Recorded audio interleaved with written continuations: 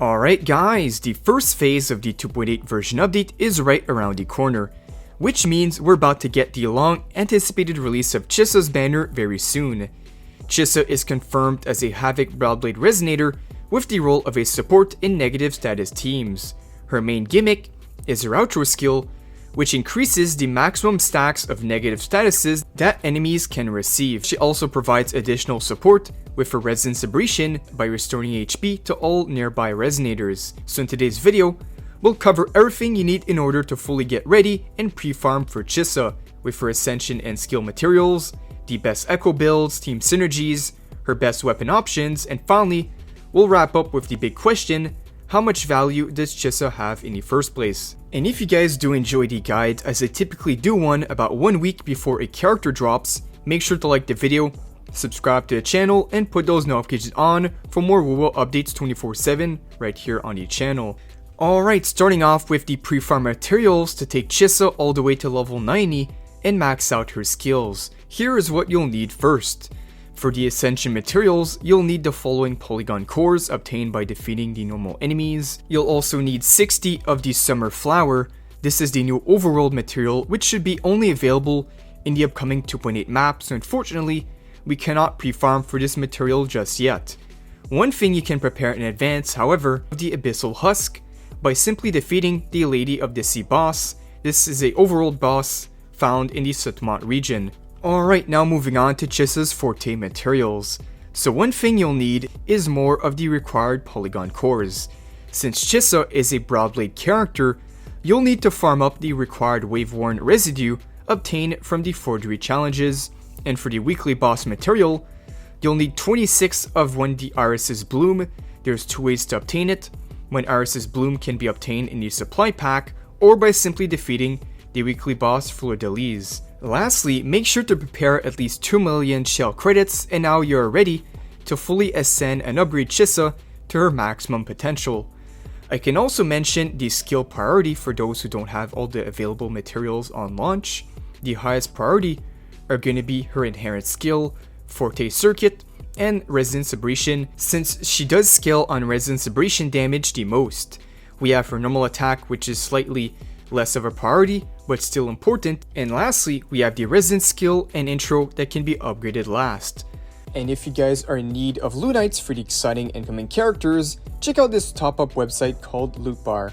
Loot Bar provides 23% off compared to the official in-game purchases. And here is how I got 6,480 lunites for $75 instead of the in-game price of nearly $100. You go to the top-up section, proceed to checkout from the wide variety of payment options, and then provide the account info. Within 3 minutes, the purchase will be completed. The double top-ups are also included, and you can even become a VIP member to obtain various discount coupons. They even have excellent ratings on the Trustpilot website. New users get a 12% off discount coupon, and spending at least $80 within the first 30 days, they can redeem a free monthly pass. They also have a special event for the 2.7 banners, 5% off for new users, and 3% off for existing users. Check out the link in the description and pinned comment down below to save with Loot Bar. Alright, so what is Chisa's best echo build? Unfortunately, her best in slot is currently unavailable as it's being introduced in the upcoming 2.8 version update.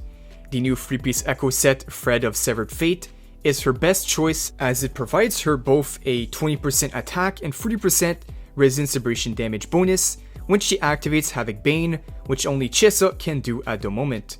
And for the 2-piece setup alongside it, which you can prepare for right now, is I would recommend pre-farming a echo set that boosts Havoc damage, such as Sun Sinking Eclipse or Midnight Veil.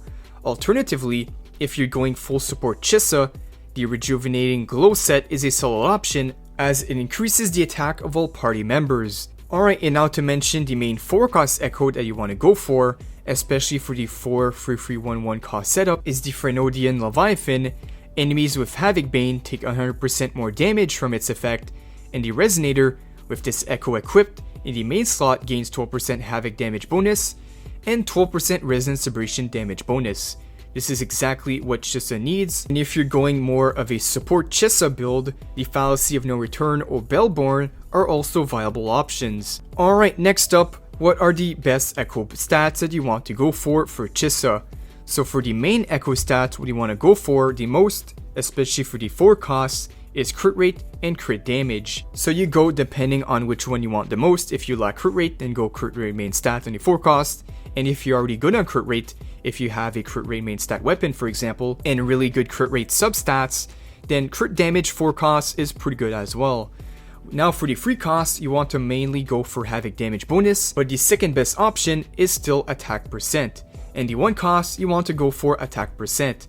Now the echo substats that you want to go for is of course crit rate and crit damage, that is the highest priority.